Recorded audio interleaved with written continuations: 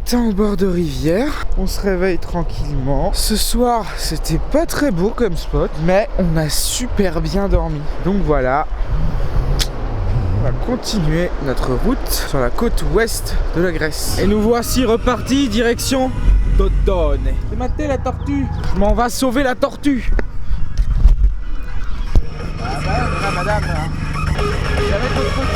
Ah, on n'est pas un peu des Greenpeace là? Je crois. Hein. Troisième sauvetage de tortues effectué. Ça commence à faire beaucoup là, les tortues, arrêtez de déconner quoi.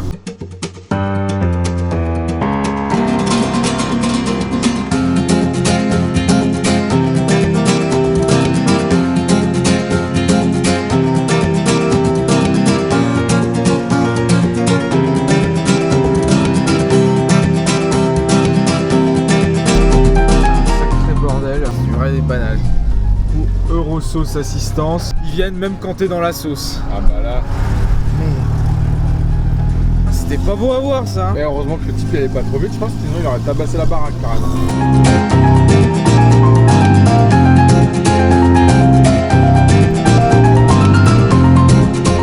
Là on s'est posé au resto des Paki. Ça a l'air très local. Ouais. C'est des Paki? Non, c'est le resto Paki. Genre là. Ah, j'avoue que c'est des gros paquets.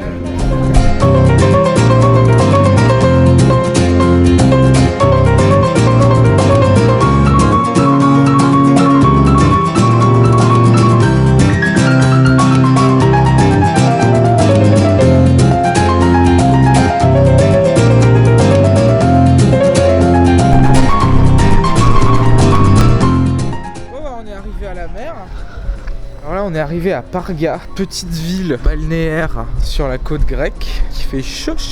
Les nanas sont muy calor. En tout cas l'ambiance est au rendez-vous. Ouais. Quoi? Bah disons qu'on n'est pas non plus voilà quoi. C'est au même kiff. Ah mais c'est pas ça. C'est pour ça qu'on appelle l'ambiance. L'ambiance c'est la vibe. Tu sens que t'es au bord de la mer là, c'est pas les mêmes types. T'as vu ça par terre un peu.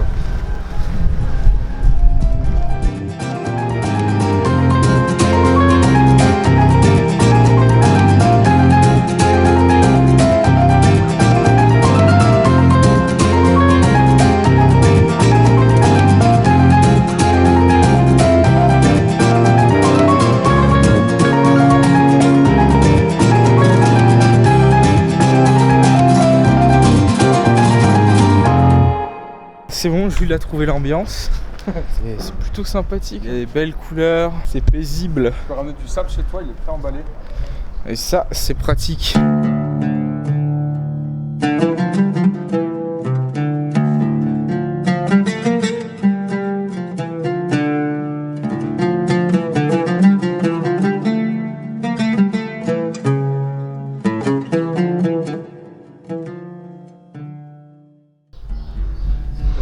Alors Jules, qu'est-ce que ça fait de se retrouver sous un gangbang?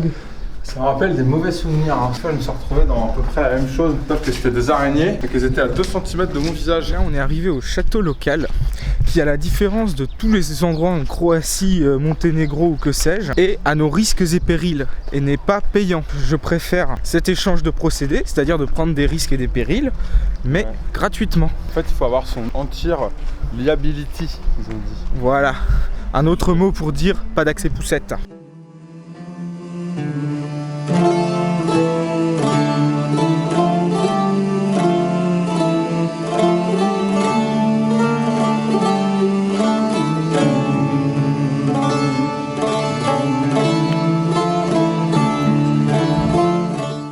Les constructeurs de l'époque n'étaient pas logique. Elle était trop lourde, ils lui ont même pas fait monter la côte. Elle est restée dans le bateau, dans le port.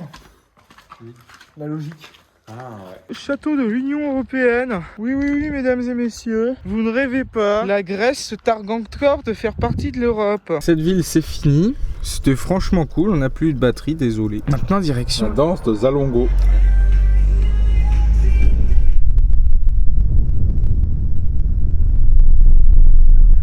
« 15 minutes de marche.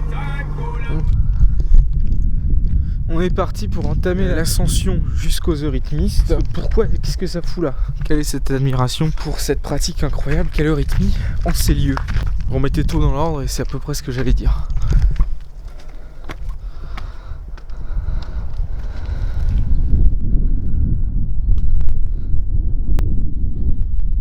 est sur les dernières marches. C'est pentu.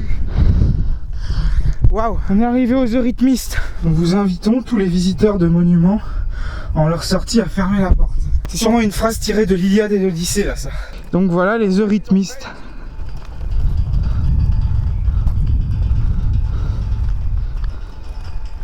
Voilà. Ces eurythmistes. Ouais. On entame la descente. Après, on va se diriger vers une fin de journée.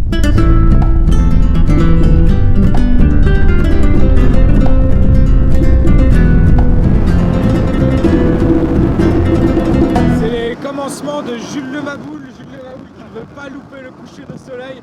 Et oui, il tourne dans 500 mètres. Attention, attention. Ok, le dérapage était maîtrisé. L'atterrissage un peu moins, mais ça c'est le problème des routes grecques. Au bout de la route, le coucher de soleil nous attend. L'a-t-on loupé? Va-t-on la voir? On le saura dans quelques instants.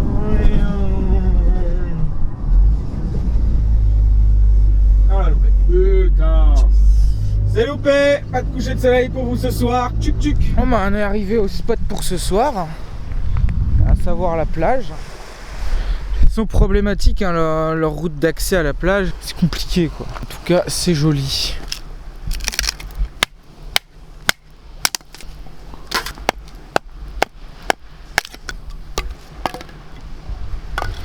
Ça va brûler hein. Ah, c'est du beau bois. Waouh. C'est du bois, il est bien dense.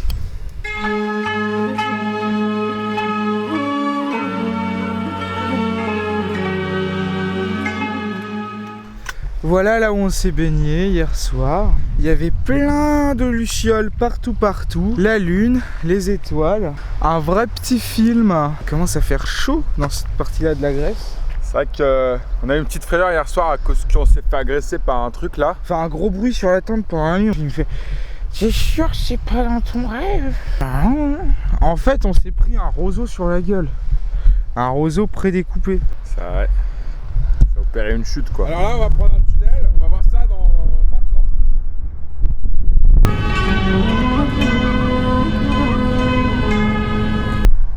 On vient d'apprendre qu'on n'avait pas le droit de passer en vélo. Heureusement on n'est pas en vélo. Mais dégueulasse pour les vélos quoi. En plus en vélo c'est plus de 2h40 alors. On n'est pas de vélo hein. Ah ouais, personne vous aime ici. On est toujours en Grèce. Mais on a quand même économisé 2h40. 3 €. Bon bah 2h40, 3 €, c'est le péage le plus rentable d'une vie je crois. Hello. Pardon, on a un refus. Acceptez notre argent. Je veux bien qu'on fusse Ciao, Thank you, have a nice day. Obrigado. Là on arrive proche d'un urbex que Tia a trouvé qui a l'air incroyable, où c'est marqué interdit de filmer et de drone et de taking pictures. Évidemment on s'empresse de le faire parce qu'on a rien à foutre d'eux. Là on passe aux abords d'une base militaire. Voilà. Pas les couilles.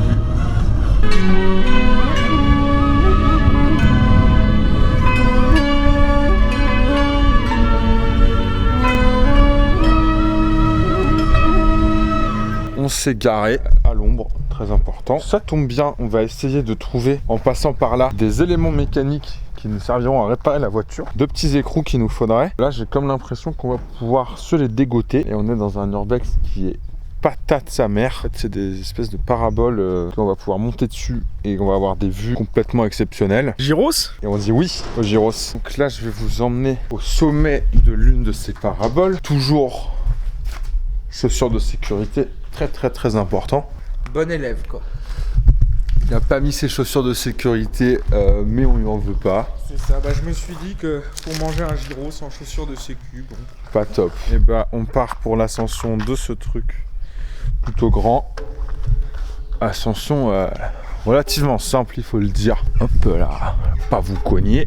Mon souhait, c'est de ne pas tomber sur un nid de guêpe au sommet de cet endroit. On est déjà arrivé au sommet d'échelle, de me faire agresser par des saloperies de guépites espagnoles. Elles font vachement mal ces grosses putes.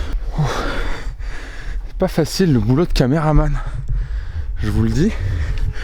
Parce que là, ça fait mal au bras. Oh putain. Ils n'ont pas été très ergonomiques. Ok. Oh putain. Hop là. Et bah ça valait le coup. Je vais vous montrer. Là il y a Guy. Donc moi je suis monté en haut de ces trucs et c'est plutôt chouette. J'ai envie de dire merci les Grecs d'en avoir rien à cirer de vos urbex et de nous les laisser comme ça. Comme les Croates, c'est vraiment très appréciable. Il y a Guy qui me rejoint au sommet de la deuxième parabole afin de pouvoir apprécier lui aussi cette vue. Guy fait coucou. Ça va par chez vous. Je fais du stockage dans mon téléphone. Ouais, y a pas de meilleur moment pour faire du stockage. Alors là, je redescends. C'est pas facile, hein, parce que tout faire en même temps, on n'est pas des ricains par ici. On va aller chercher la clé à molette afin de réparer la Twingo qui a un problème de pot d'échappement qui a une sacrée tendance à vouloir rejoindre le sol. Techniquement, ça pose pas vraiment de problème, mais en vrai, casse les couilles. Déjà cette fois-ci, on a pris des outils, ce qui n'est pas le cas habituellement. Donc on est déjà bien content de cela et on va aller les démontons après. Accessoirement se claquer un petit monster. Ça sur le haut d'une montagne, au bord de la mer, franchement ça a pas trop pris tarot. Hein. Tout à fait vrai, ouais. À croire que les Grecs sont bons en construction bizarre. On a même pas les mains sales, on avait monté ça. Ah, un peu, moi j'ai un peu du caca d'oiseau. C'est autre chose. C'est vrai que je vais tout de suite m'essuyer d'ailleurs. Parce que bon, ça suffit de se faire niquer dans la vie. Nous on en a marre.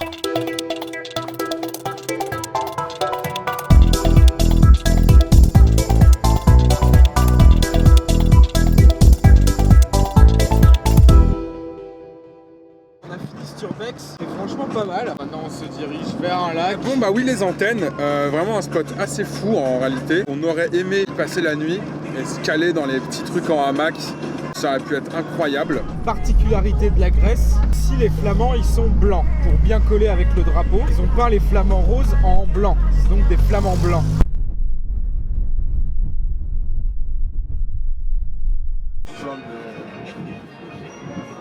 Ça c'était des flamants blancs. Pauvre type, personne leur a filé des crevettes à bouffer, alors c'est tout pâle. Il y en a quelques-uns qui avaient le dos légèrement rosé. Ce qui vient d'arriver. Peut-être qu'ils sont allés se faire une bonne bouffe, ils avaient les moyens. Ah ouais. Ils sont allés au resto, petites crevettes, petit vin rosé. Si les Grecs ils ont une manière spécifique de consommer la nourriture, soit ils mangent en continu, notamment des gyros, soit ils font une grosse bouffe et alors là ils s'en mettent plein la gueule, mais comme... Ras la gueule. Là il y a des flamants jaunes.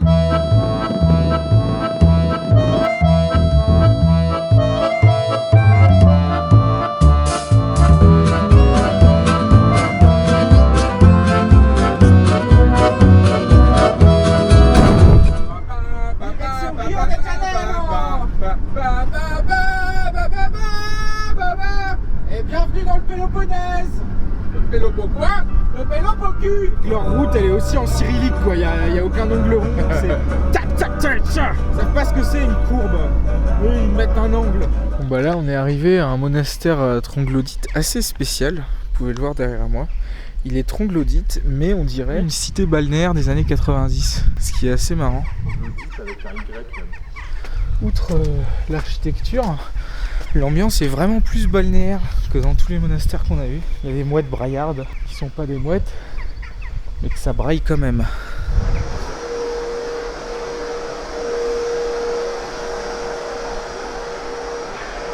L'intérieur était plutôt cool jusqu'à ce qu'on veuille rentrer dans l'église. Le pop qui passait la Spiro nous dit qu'il fallait payer 6 balles, bah on n'avait pas de 6 balles sur nous. C'est vrai qu'on retrouve aussi les penchants de toute station balnéaire dans ce monastère balnéaire.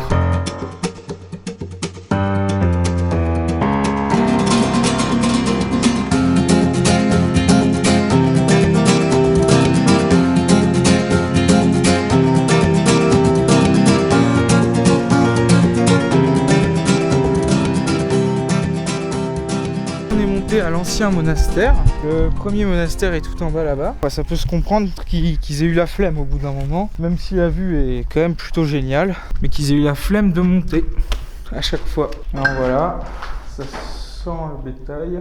Dieu n'est plus en ses murs. La visite était très rapide. On s'est fait tège à distance par un moine qui nous a crié très très fort de l'autre bout du monastère de prendre notre voiture et de partir. Donc on va y aller. Bon bah ça va, il était pas énervé, c'est juste qu'il a envie de rentrer chez lui. Juste factuel, du fait de sa distance, il a parlé fort. En utilisant son territoire, à la résonance qu'il maîtrise si bien. La chose un peu énervée puisque ça a fait oh, tu vois. C'est ça, on va l'appeler Père Larsen.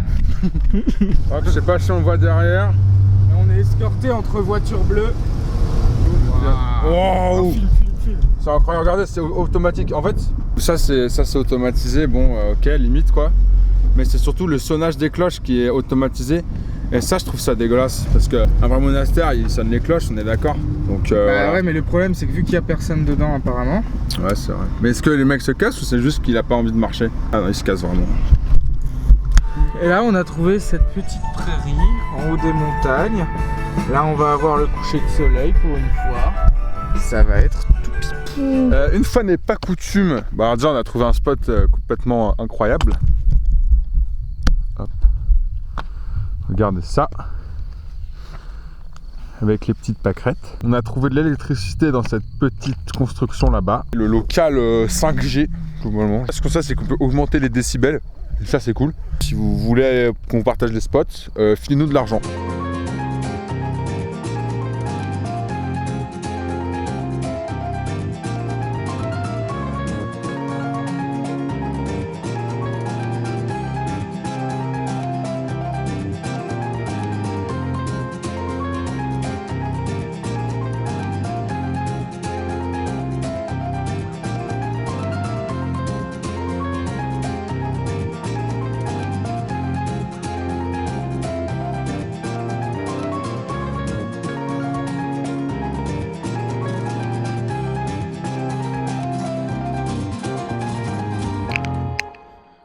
Alors Jules, il est comment le spot de ce soir?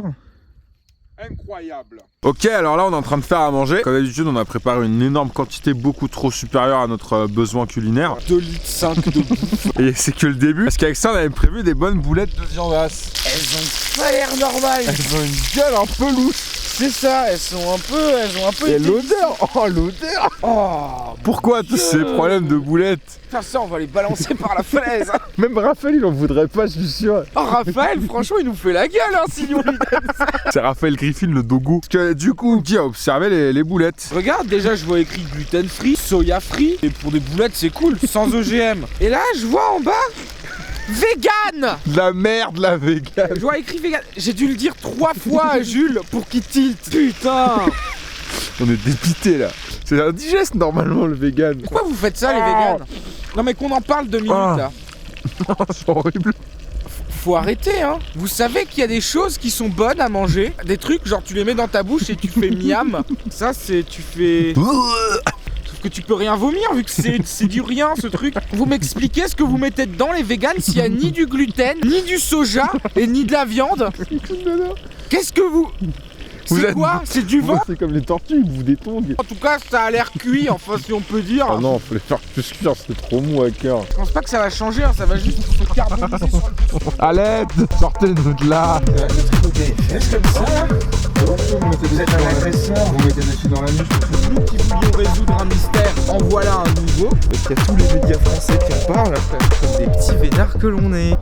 Nouveau monster. Les gens qui tentent d'agiter la foule avec des casquettes jungle vibe, ils s'y arrivent pas. C'est vraiment le média le plus naze sur place. La question que tout le monde se pose maintenant, c'est il est où le buffet? Ah si, tout à l'heure j'ai envie de demander à quelqu'un de m'emmener. Finalement, ils ont pas oublié de faire payer les ruines antiques. Ça a l'air d'être free party au Turtle Place.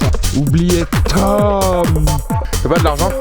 Non. Comme par hasard. On l'a déjà pris. Flag de construction de ruines antiques. Quand je suis passé, c'est bouché le nez. J'ai frôlé la main. Et tout le monde se faisait engueuler parce qu'il n'y a pas de fosse. Alors, il était prêt à porter le coup.